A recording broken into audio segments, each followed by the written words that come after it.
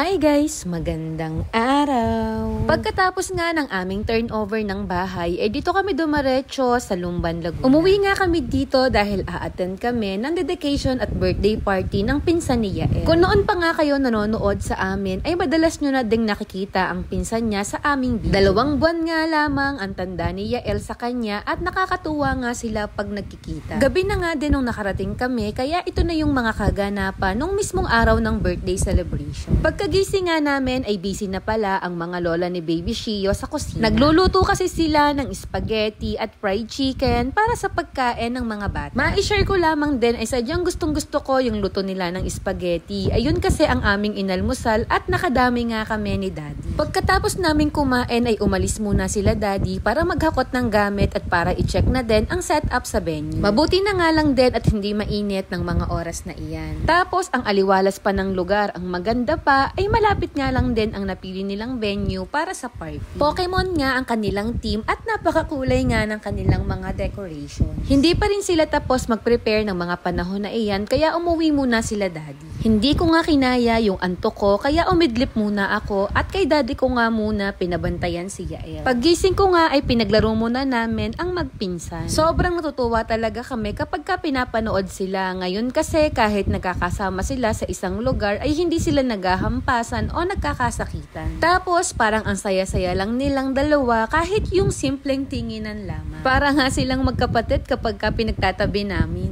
Ay talaga namang sobrang saya ng aming mga baby.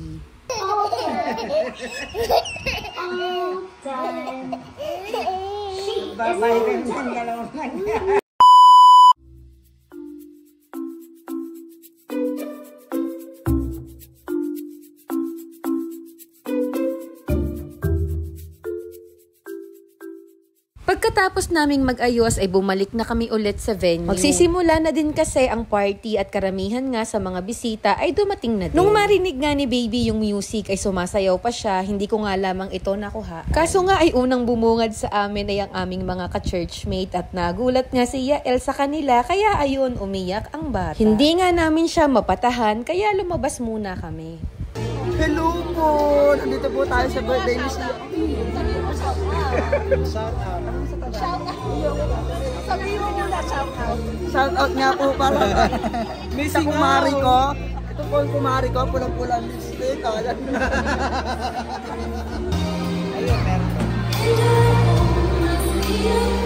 Samahan mo namin Panginoon sa pagiging sa iyo. Sa ko, sa pangalan ng aming Panginoon sa Kristo. Ito po, ang kailangan.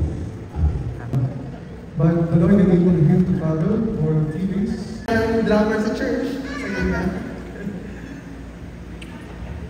Dahil binigyan ka nila at sa kanila, dahil ang magiging buhay mo ay magiging patunay kung paano. Sobrang blessed kami kasi ikaw yung nagiging dahilan kung bakit kami nagpapatuloy sa buhay.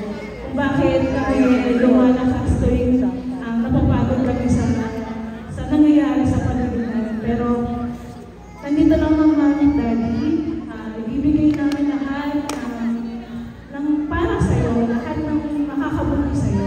Pray ko sa'yo ay namin sa'yo ng mami mo ay isa. We pray for you to be wise and intelligent and good looking and loving and cheerful and obedient and humble.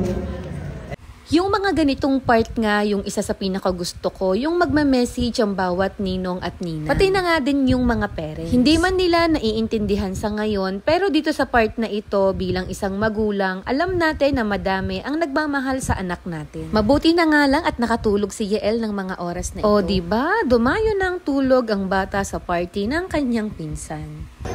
Ninyo, how old are you? Ilang po. Dito, kuya, galingan mo. Baka matalo kayo ng maliit, ha? Ready, and go! Ayan na! Faster! Come on! Run! Ayan na! Go! Pagkatapos namin kumain ay kailangan na nga naming umuwi. Eat and run yan, char. Pero hindi na talaga namin kayang tapusin ang party kasi magbabiyahe pa nga kami pabalik ng Kabuyaw. Tapos bigla pa ngang pumangit yung panahon. Hindi kasi kami pwedeng magtagal kasi may pasok si Daddy kinabukasan. At ayun lang po ngayong araw. Salamat ho!